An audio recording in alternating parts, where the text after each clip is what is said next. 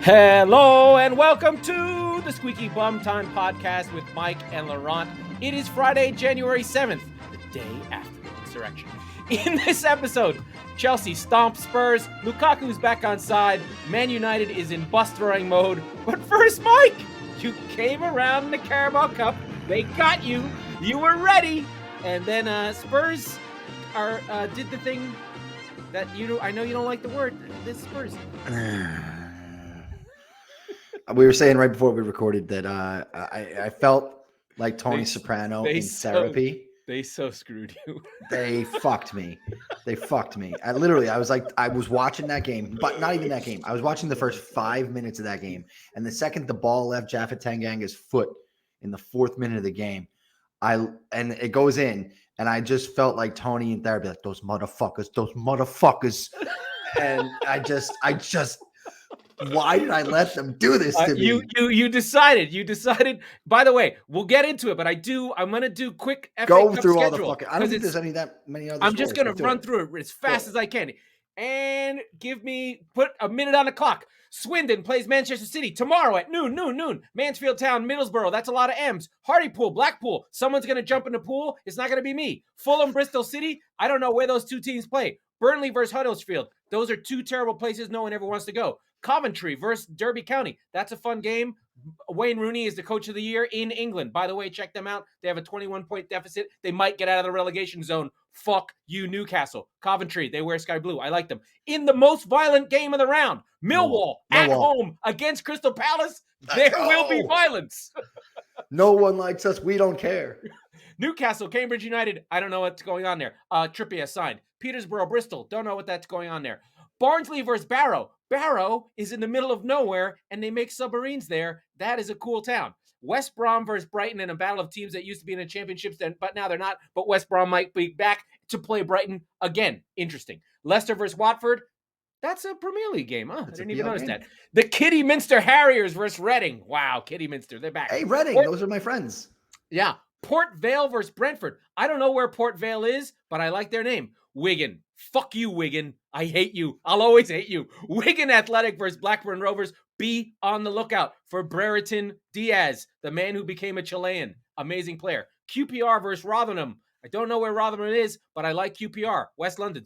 Boreham Wood versus AFC Wimbledon. Boreham Wood. Funny name. Wimbledon. A cool team. Is that the first dick joke of the show? Hey, that's what I've got. Boreham Wood. Have a counter. Anyway, Ding. Hull City versus Everton. Hull City, very good in this competition, made it to the final against Arsene Wenger many years ago. It was the first title in 10 years. Chelsea versus Chesterfield. Chesterfield are 13 unbeaten, top of the National League. They get a big payday. Good for Chesterfield. Same place as the cigarettes come from. Probably not. Birmingham City versus Plymouth Argyle. I hear you can get good socks there. It's not the same. I made that up. Swansea versus Southampton. South Coast, lots of S's. I like that game. Not going to watch it. Yeovil Town versus Bournemouth. Yeovil's on the South Coast. Bournemouth on the South Coast. That is a very pleasant game. Yeovil Town is a very pretty seaside town. If you ever go to England, I recommend going to Yeovil. Luton, Harrogate. Don't know. Stoke, Leyton Orient. Hey, Eddie Hearn. Cardiff City, Preston. Preston North End, oldest team in England. Charlton, Norwich. Don't know much about Charlton, but they are in London. Wolves, Sheffield United. There's going to be overlapping fullbacks and guys doing weird stuff. Oh, no, that's their old coach. This is a different Sheffield United. I don't know what they're up to. West Ham versus Leeds. Hey, that's a Premier League game. Way to go. Tottenham versus Morecambe. We talked about the Shrimps and their more come. Simone, that was for you. Very funny. Love you, Simone. She sent dirty pictures afterwards. Not of herself, but, it's my sister. That would be weird. Good, really important distinction. Liverpool versus Shrewsbury. The Shrews get to go to Liverpool and play. Good for them. All Nottingham Forest versus Arsenal in the Battle of Reds. The two-time European champions. Nottingham Forest. Get to play Arsenal. And we round off the FA Cup third round, one of the most glorious and biggest days in English football with Man United versus Aston Villa. And I will tell you this, Villa's going to beat United because they are in disarray. And we'll get after that after you talk about Spurs. Do I have to? Yes, I do. And here's why. Our friend Andrew Hellman in the Squeaky Bum Time Facebook group called me out. And the ICL firm. Yes. He's a double groupman. It's funny because I had a realization yesterday when I saw Andrew's comment in the group that we are effectively like him watching Spurs shit the bed in the manner that they did, and being a fan of the show and knowing that I am a Spurs supporter, he immediately felt the Schadenfreude that I so often feel when Arsenal lose and I tune in to Arsenal Fan TV. It's been a great season for me for United. I love Ole out. We got like miles and miles and hours of Ole out. But so what I had the horrifying and sort of honored feeling was that I'm somebody's Arsenal Fan TV. That's a lot to take in for a Spurs supporter. But I got to give the people. You are a Claude. Not good enough, Robbie. It's got to go. So Conte does not have to go. I am no, but they all do. I'm horrified, and we got to give the people what they want. So from top to bottom, here are your Squeaky Bum Time Tottenham Hotspur player ratings for the first leg of the Carabao Cup semifinal. You're not out. Remember that. No. I didn't say we were. I just want all of these players out. Now, if you've listened to the show a lot, you know that I'm not overly dramatic in like these guys got to go or whatever. But there's 11 players on the field. I think I want to keep maybe 3 of them. Okay. So here we go. I'm getting the catapult out. I'm going to shoot the following players into the fucking sun. Okay. Japhet Tanganga. I feel bad because he's a kid and he was put in a tough spot into the catapult. You go, boom. He's gone. Okay. By the way, he was at fault for both goals. The pass to Emerson was short. He telegraphed it, and fucking Alonso was on it like a flash. Yeah. By the way, that was such an obvious when the lineups came out and we're playing this, and Alonso is going to be in an advanced position with Tanganga basically on that side. You knew that he was going to just abuse Tottenham for 90 minutes. And that's exactly what happened. That's exactly he's been great. I fucking hate him. Dude, like I was sweating like Marcus Alonso playing Mario Kart. That was horrible for 90 minutes. But actually I wasn't, because I was sitting there and I was like, you know what? After it's 2-0, I just kind of like, hello darkness, my old friend. I just kind of sat there like George Costanza in the fucking couch, just like, yep, the fucking sprinkled potato chip crumbs all over my fucking chest. It was bad. Davinson Sanchez had I'm going to say this is ridiculous. He had a good game, and he was a victim of his surroundings. Like we were talking about with Liverpool and Chelsea, where Van Dijk was only be able to do so much because Konate was nowhere to be seen. The rest of Tottenham's defense was nowhere to be seen. Dave Sanchez was the only guy back there. He was like, can I fucking get some help from somewhere? Are we calling him Dave? We use Dave Sanchez? I like calling him Dave. He's a friend of mine. You know, I call him what the fuck I want, all right? So Ben Davies is going to get scapegoated here. He's got to go. And it's not fair. He does have to go. He's a good rotational player like for a side like this. But my God, we have to talk about his face. The hello darkness, my old friend, when the ball goes off of Tanganga's forehead, off of his forehead, and honestly, it was a great shot. Bang into the net, 2-0 Chelsea. The thing is again, Tanganga had time. Tanganga did not have to clear it that way. There was a easier clearance. Yeah. He needed a shout. He needed someone to say, leave it. There was no one around. And he can't. And Davies is just sitting there. Is that Chelsea created and were dominant and all this stuff.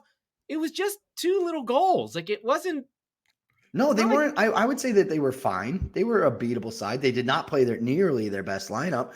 But they were so dominant though.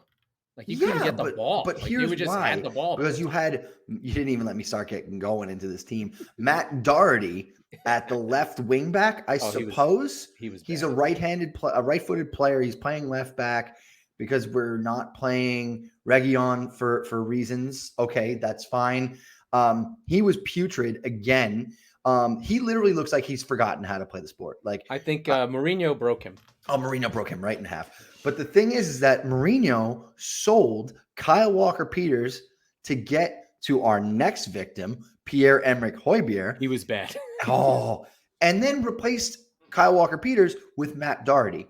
So we're going to talk a little bit more about Jose in the later part of the show when we get back to United. Yeah. But Højbjerg, who we've sung praises on for a while, it's just too many games. Fine, but the knives were out for him. And the weird thing is that he looks Remember at the Euros where he was like a top 5 player in the whole tournament? Yeah, because Denmark is awesome. I mean, but he was one of the main reasons that Denmark was pushing on, right? And he just all the magic, whatever the fuck he had on him. The thing that I notice as I'm looking at the lineups is Chelsea had it was one of these things where we don't notice it because we're not sophisticated enough and you're watching the game, you're feeling the emotion, whatever. But what you could tell was Chelsea seemed to have an extra man all the time.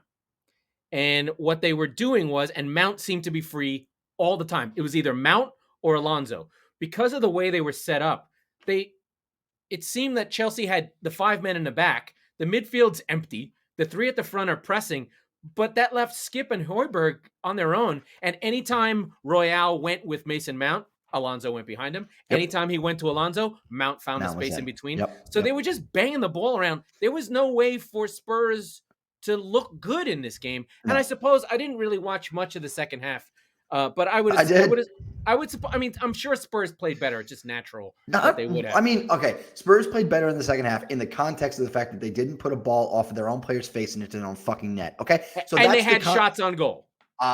Sure, I believe they had 2. They did. They had 2. So, I mean, they got pantsed the entire game.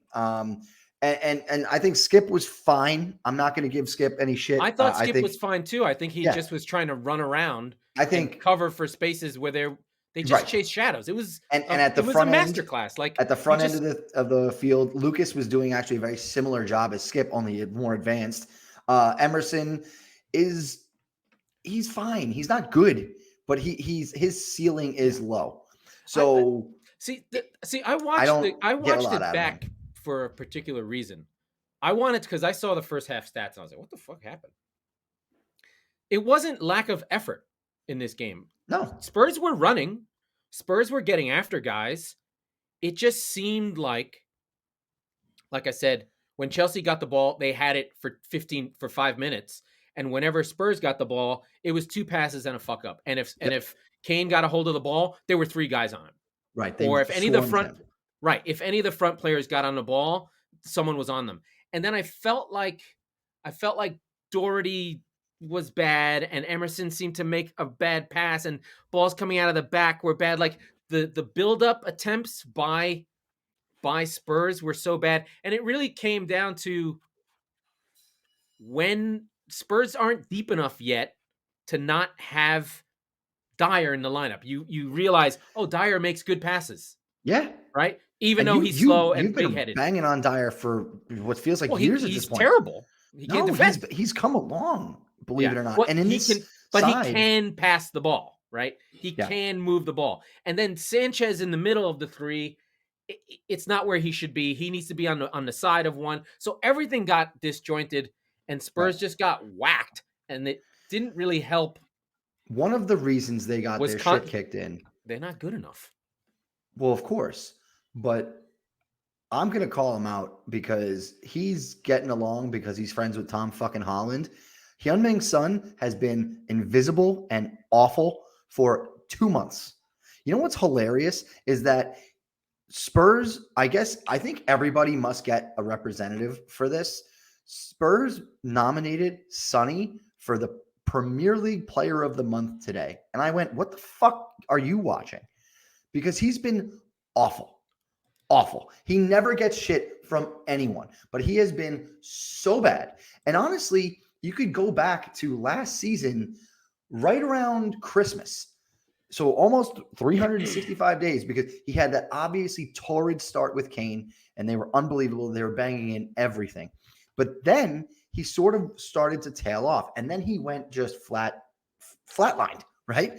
And Kane and Kane don't sync up anymore. It's as if something were to happen between the two of them. Now, like you said, the only 2 or 3 good balls I've seen the whole game, one was from Loris, who, by the way, God bless him. He gets a 10 out of 10 just for fucking having to be behind all of these morons.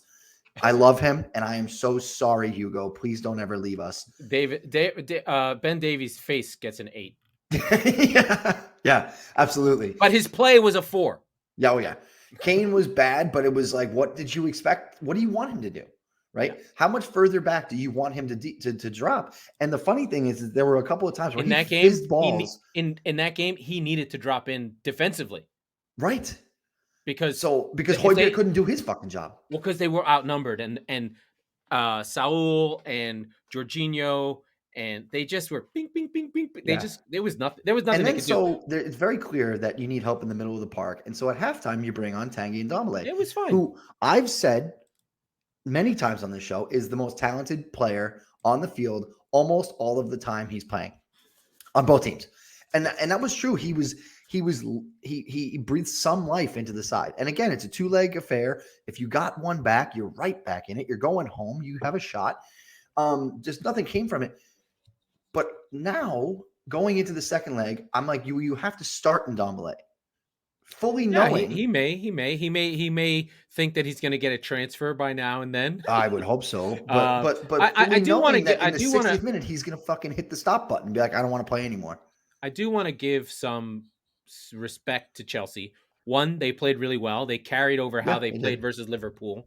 They actually played well, even though they drew that game. I thought Ziyech was really good. Havertz was good. Lukaku.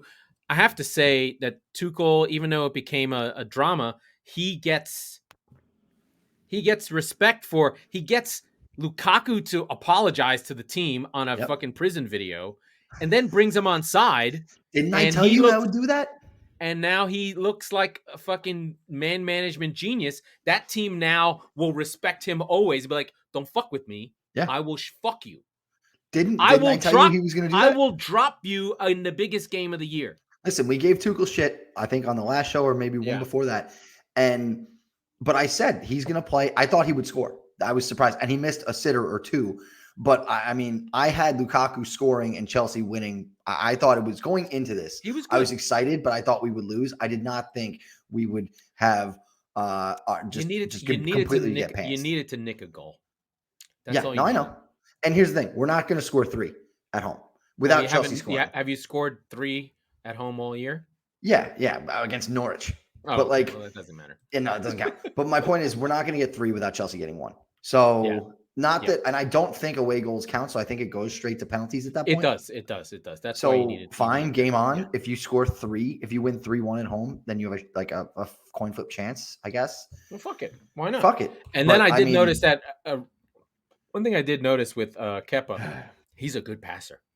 Yeah, no, I think that was an underrated thing at Chelsea, being really pacey and coming back at you really quickly, because there was a lot of long balls and he'd get it and boom, fire it right into Saul and turn right back into the attack. And you'd be like, this team is set up to counter though, with Lucas and Sonny, especially with Alonso and Mount and Jorginho sort of getting forward. There was so much room if you could get there. Couldn't sting anything together. I know. And then Rudiger is a motherfucker. And Sarr, I don't know who he is, but he's a bad motherfucker too, man. They have but he could be exposed. Sure. But I do want to go into another a team that used to wait. Sorry, I've got nothing. Man United is back, and they are throwing their coach under the bus. So if you haven't noticed, they had a poor game against Wolves, and I think Rangnick is finally seeing, oh fuck, this is not Schalke, this is not Germany, this is not Red Bull, this is not some little podunk. Oh, we did this cool project. This is Manchester United, and the players run the asylum, and apparently they're got the knives out for him. The players are unhappy. You know, the press is now kind of going, oh, what has Rangnick ever done? Is he going to? That's the problem, right? If he tries to pull what Tuchel just did, which, by the way, he more or less was on a lower level, trying to pull rank and be like, I'm the captain here. And like you said, the natives are like, no, you're not. Right? Yeah, you can't pull rank on Ronaldo. You'll lose. The fans will turn on him immediately. There is one man in the world who can pull rank on Ronaldo, and he's not coming back anytime soon because he's like 85 fucking years old at this point. That's Sir Alex. I think the other thing is like Tuchel has more intensity and more charisma than Rangnick does. Rangnick is chill. He's an administrator. He's a professor. He's a guy who runs a school. Right, but he's never had to deal with a big stage and things going sideways. I think what's happening is, for 4 years or 3 years, they haven't had to do shit. because Ole was a bitch, and Rangnick's like, we're fucking practicing. Yeah. One of the first complaints was he makes us stay after 5 p.m. in the dark. Okay. Yeah, you guys suck. Yeah. But I don't think that he has the gravitas to get them to listen. So No, he he doesn't. can make them practice, and he could be telling them the greatest thing in the world. But the difference is like, he's not Steve Gerrard, who can just walk in here and be like, who am I? I'm Steve fucking Gerrard. That's who I am. Yeah. Who are you? Yeah. Right. No, I agree. And so let's talk about the real story of the day with Manchester United. Ed Woodward came out earlier yesterday that he is going to be stepping down at the end of. This was known, but it was floating. Right. He didn't know when. First week of February, which I found ironically funny because it's the end of the January transfer period. Feels fitting. So every Manchester United fan that I know was rejoicing. Oh, thank goodness he's gone. He's finally gone. He's out. Woodward out, blah, blah, blah. Let me ask something.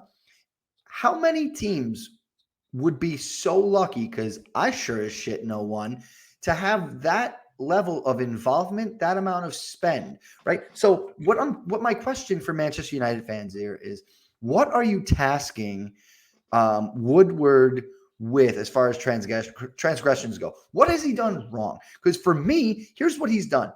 He's brought in Romelu Lukaku, Paul Pogba, Rafael Varane. I'm going to miss a few. Zlatan Ibrahimovic, Angel Di Maria. I don't know, Cristiano Ronaldo. Like, so there's just so many impact players that coaches have said, I want this player. And he has always, as far as I know, Alexis Sanchez also, by the way, flopped, but they had I didn't hear people yelling about Ed Woodward when they were celebrating and retweeting the Manchester United video of Alexis playing Glory, Glory, Man United at Old Trafford on a fucking piano. I didn't see that. So where were you then? You can't do that now. I think where he was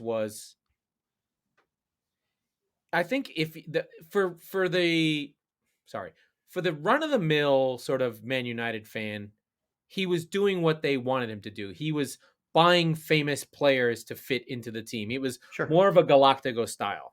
Yep. And the other thing was, it would never seem to be the right player at the right time. Like, it was always late in the window, or it was always after, oh, City's going to get him. Oh, now we'll get him. It always seemed reactive and never seemed I don't agree. polished. I think Pogba, but Lukaku, though.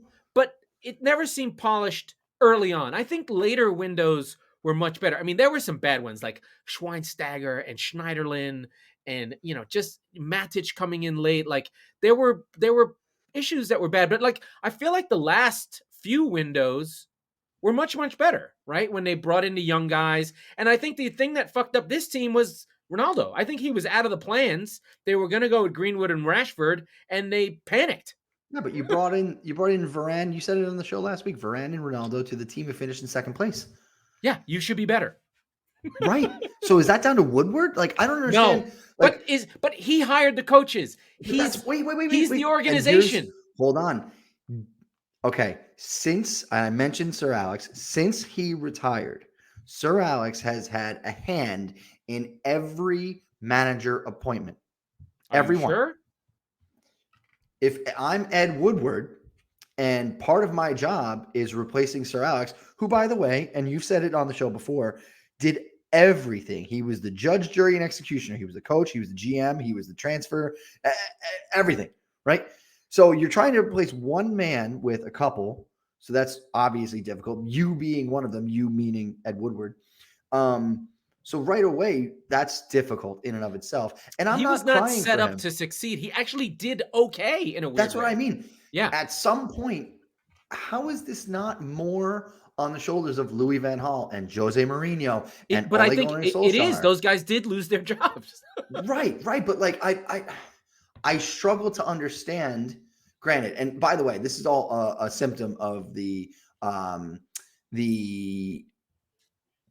bar being so high for Man United, right? Like, so that's like, you didn't beat City and win the league, and Liverpool has risen to power under this regime. So therefore you're a failure. Really, really, really difficult. One of the most, if getting rid of an aging superstar is the hardest thing to do, getting rid of an institution like, or the transition from an institution like Alex Ferguson was even harder, Oh, right? absolutely. Way harder.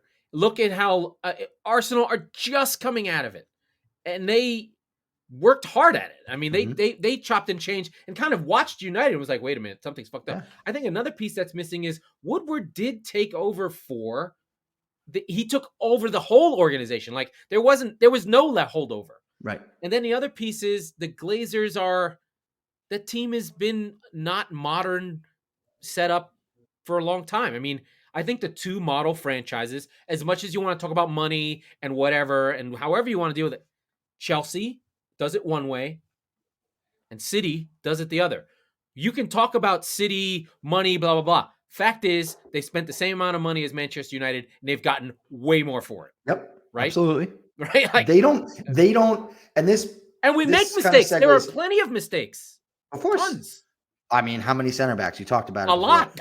So this segues importantly into what our good friend of the pod, Chari, has kind of looked at it and said, well, Woodward sort of ran the team as if he were running the marketing wing only. Yes, exactly. And to be fair, he was. And what he was basically trying to do was have his cake and eat it too, in the sense that he was trying to have these big, sexy name signings.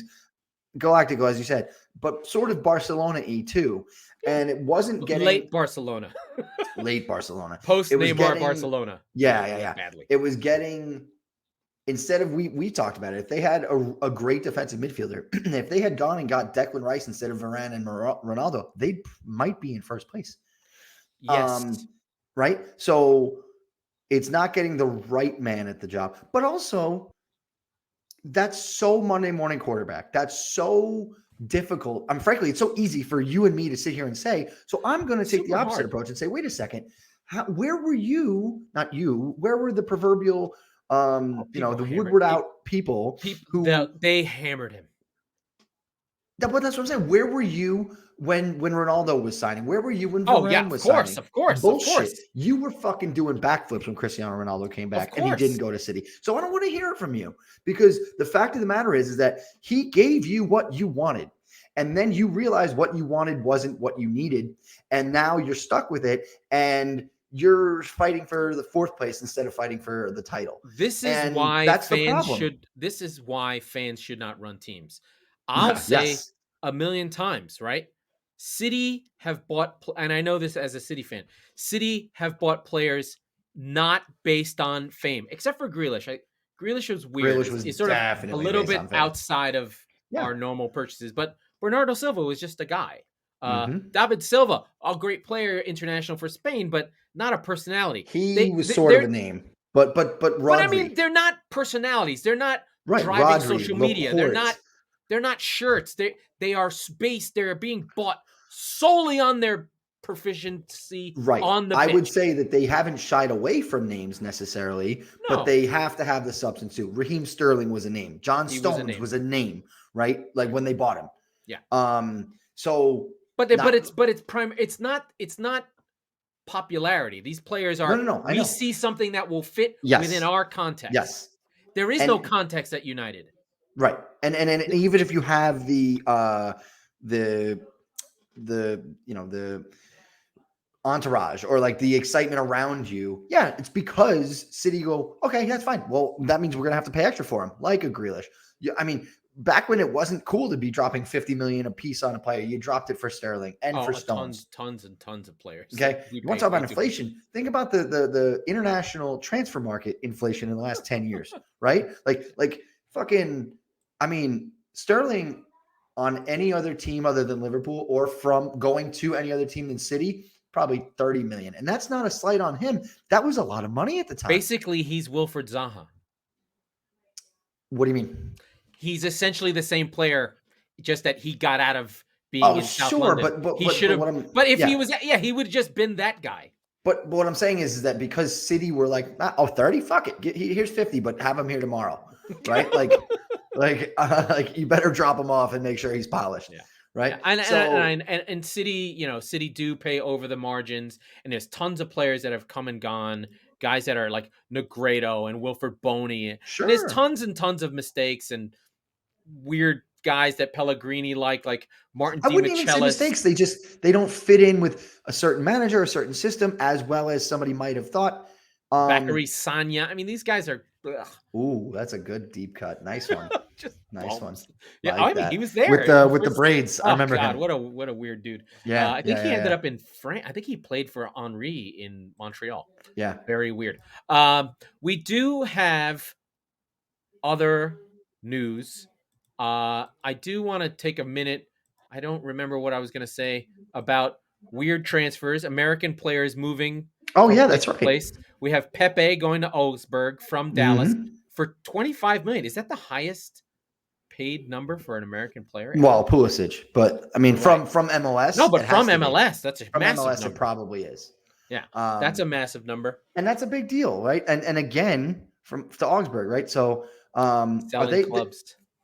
They're just above they're a relegation team, but they're like in 12th or 13th. We'll see. He seems to have good movement. I'm interested in what he has to do. But again, here come the Germans swooping in, finding a top American talent. Now, they paid $25 million for him, which is not your normal. That's a lot. Cut. All right, that's a lot. It's for not your normal team, cut rate. That's a lot. To say right, like we had a show a long time ago at this point where we basically talked about how the Germans have identified Americans at an early age, have the athleticism, and they can sort of be taught. And they can be crafted into how to play the game and all that stuff. Gio Reyna comes to mind, right? Now, obviously Pulisic and others. Weston McKennie for one. Who, by the way, come on, Paratici. Bring him to fucking Tottenham. Can he pass? Yes, better than Pierre-Emerick fucking Højbjerg he can. But yeah, the Germans basically strike again and say, this is a player who we think we're going to invest $25 million in. We think we can turn him around for 75 to an English team in 2 years. I'm hoping that you can. And these are marketing ploys, right? The German league, of course. The German league is lousy at marketing its league. It's so insular. It tries its damnedest, but it just can't penetrate the U.S. market the way the Premier League can. They have all the production value. It has the loud fans. It has everything. I'll tell you what it doesn't have. Any fucking competition. Yeah. Okay. No, it doesn't. And you've said it many times about how basically they're all just feeder clubs for Bayern, and it's true.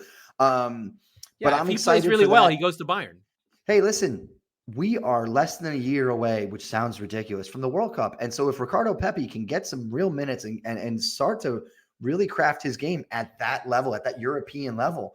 Oh, he becomes a player for this U.S. A City team. player. NYCFC's own champion center back, Julian Sands, goes to Rangers in Scotland. All right, Scots. All right, I didn't see that one. Terrific. Yeah. Good, I think it's a loan, so he's going to go and come back. That's fine. That's perfect. Yeah. That's But Scotland is Scotland MLS? They're above it. I'll tell you why. They're above it for the atmospheres. They're above it for the number of fans. Whatever, sure. But for the Scottishness instead of Englishness, right? Like that experience is going to teach you more about the game than MLS could in 6 months than MLS could in 30 years. Yeah, he just has to play one Old Firm derby and be like, oh fuck. Yeah, exactly. Right. This fucking matters. This is some old school shit. Right. This is we're gonna bomb your house. Right. You You're going from we're playing the Houston Dynamo to that guy's gonna kill my family. Right. So this is real. It's a coming of age that it's not just about the quality. Can I just pour a little bit out for sectarian violence? My God, I love it so much. On Twitter, when Sands got his thing, someone made a joke about Sands, who was one of the famous IRA hunger strikers who didn't eat for 3 weeks. They're so on top of it.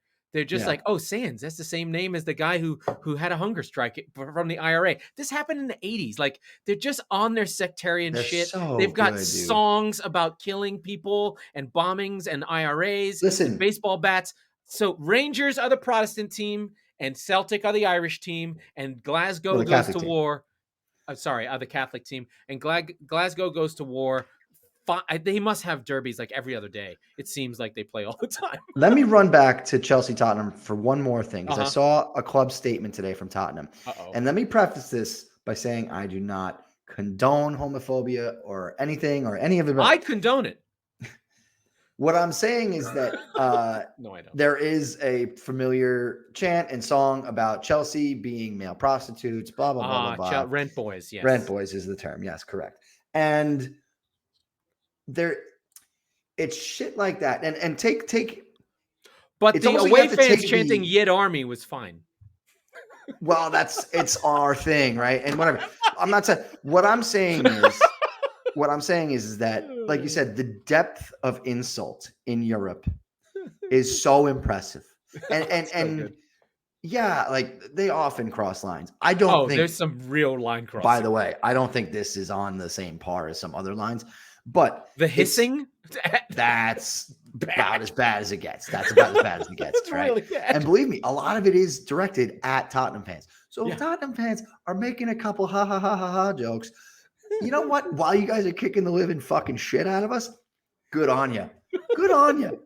But no, it's the depth of hatred. Did you hear the Lukaku Inter song? Oh, I don't. Oh, yes, I did. He's Inter. Yeah. Romelu Lukaku, he's Inter Milan. Yeah. I mean, good. Look, it's the way that they can continue to. Oh, they definitely can sometimes. And you know what? The bridge wasn't that loud. I mean, look, it's a nothing game. It was in the bag early. I thought it was pretty rowdy. It seemed crowded. Oh, I thought there were sections that were empty. I was actually sort of surprised by that. And I think that was sort of ticket allocation things and whatever. Yeah, the Spurs. I'm not criticizing either team. And again, I'm not saying I condone the idea of whatever. But let's separate for a second the actual what that is and just having a laugh, right? Like that's realistically where we are. I know that that's impossible in the year 2022. I get that. The year of our Lord 2022. The year of our Lord 2022. But like, the depth that they go to these songs, these chants, and again, they do cross lines sometimes, but the fact that they have so much vitriol, and it actually brought me back to something. I turned off the Tottenham game and I went, all right, whatever. I'll just watch some hockey or whatever tonight and just kind of cleanse my sports palate of that nonsense. The worst part is that they don't have anything else. So as much as I started drinking the Kool-Aid and I started coming around and I don't really care about the Carabao Cup, but fuck it, I'm in this time. They do this every time. And I just was like, why aren't suicides higher in England? Like, they are high. Yeah. Like, I don't get it. No, I think that they have a weirdly less obsessive sport culture. I don't think that it's as 24/7. Not as many people have cable, so they literally go to games and watch match of the day. That is the extent of footballness and Twitter. I think they're much more sport Twitter focused than we are. And I do remember this. It is much more casual. I mean, if you think about our time at Tops Inside Kick, the kids, I don't get the sense that there's like the live or die stuff. I don't know. It doesn't seem to be. It's just different. It's different. It's different, I think. Right. Oh no, it is. And it's definitely funny. It doesn't take on a sort of like life or death kind of. I don't know. Maybe I don't know. It's just different. But then they get excited about darts, and I'm like, what the fuck are you doing? That would be like. Well, yeah, that would be like me watching an NFL game on Sunday and then be like, oh, bowling's on. That's fucking cool. Well, if it was only NFL. I would. You might watch darts. Oh, Jesus, that's what I mean. I might just fucking kill myself then. I don't know. Yeah. I do want to go. I want to go one more round through the FA Cup. Do you have any games that you are interested in? Do you pick it up so much so that I don't even know? Okay. Let me look at them. Oh no. There was one of the. I don't know any of the non-Premier League sides, if I'm being quite honest. But West Ham Leeds sounds really fun, and like you said, Man United Aston Villa sounds awesome. No, those are the only two. Okay. Kidderminster, though. I'm in on Kidderminster and Reading because I think I told the story on the show one time that I was drinking at the holiday party for the Reading, basically backroom staff 3 years ago, whatever it was. And so they're all really good people. I've got a killer stat for you. You ready? Go for it. Chesterfield versus Chelsea. This is only England has this. It's amazing. Chesterfield's one victory against Chelsea was back in October of 1905 in a league match, winning 1-0. It was Chelsea's first ever home defeat in the Football League. Wow. Chelsea haven't faced Chesterfield in the FA Cup since the 1949-50 season. We all remember that. Winning 3-0. Classic game. Winning 3-0 in a fifth-round replay after a 1-1 draw. Oh, yeah, that's one thing that we all remember. The FA Cup normally has replays. They have repealed replays. So these games will go to extra time, directly to penalties. Replays were really cool for the poor team. Wait. Is it going to extra time or directly to penalties? Extra time and penalties. And then penalties. Got it. Yes, okay. Yes. Got it. That's good to know because in a late 1-1 game, I'm going to be I would have been cursing up and down like we got to go play Morecambe again. This is fucking bullshit. Yeah, but for Morecambe, it's the greatest thing ever. So we won't have replays. That's unfortunate. Which some of the most famous games. So for the uninitiated, the FA Cup is every team in England that is up and down the country has a chance to be in it. It starts with 792 teams.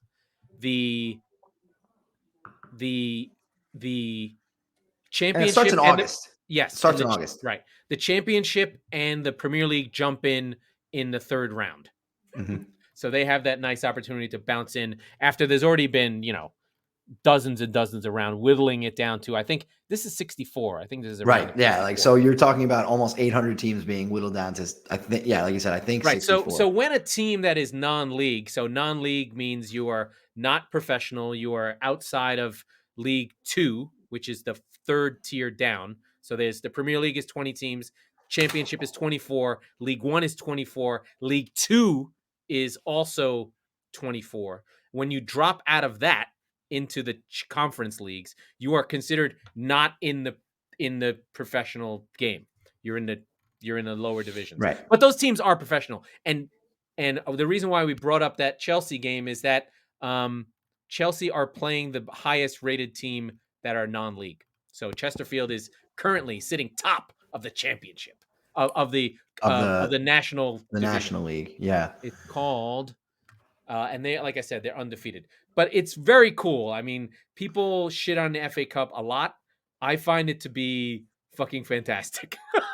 Yeah, I've come around. Some of my most painful games have been specifically City losing to fucking Wigan. If Wigan fucking advances, I will be petrified of them because Will Griggs was on fire when dipshit.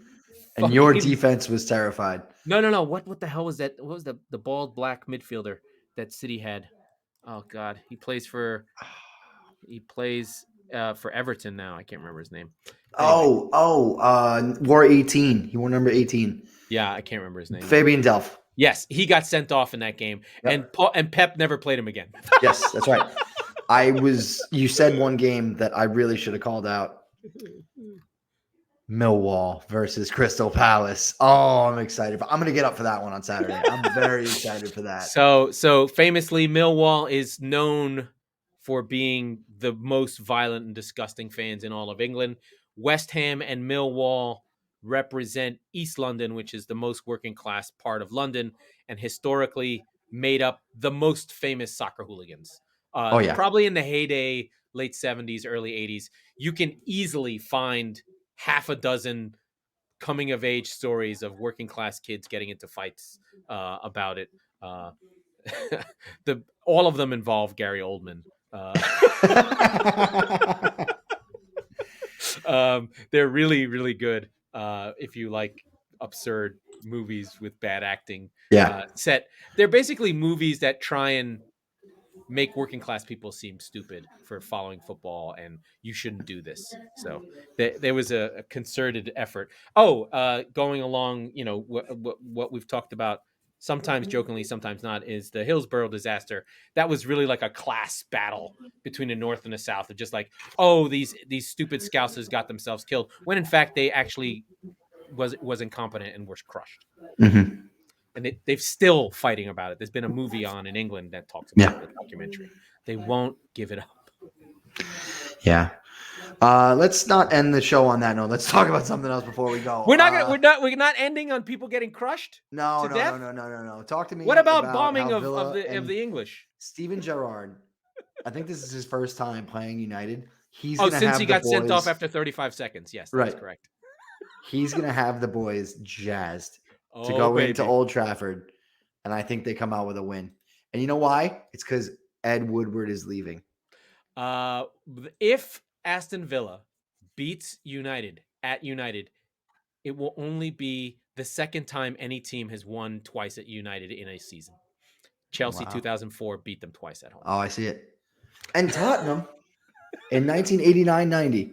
Yes. Oh, that was the two teams. You know who the third team was? And we'll all remember this again. Aston Villa themselves have done it in the 1919-20 season. So, yes. When guys were walking around with one leg after getting gassed and bombed, and they were like, "Oh, can you help me out?" And they got one arm, and they got chips on their faces from getting killed by Germans.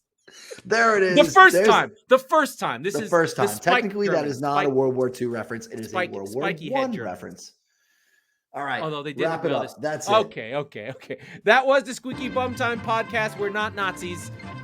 With Mike Salerno and Laurent Cortines. He is a fascist and a black shirt.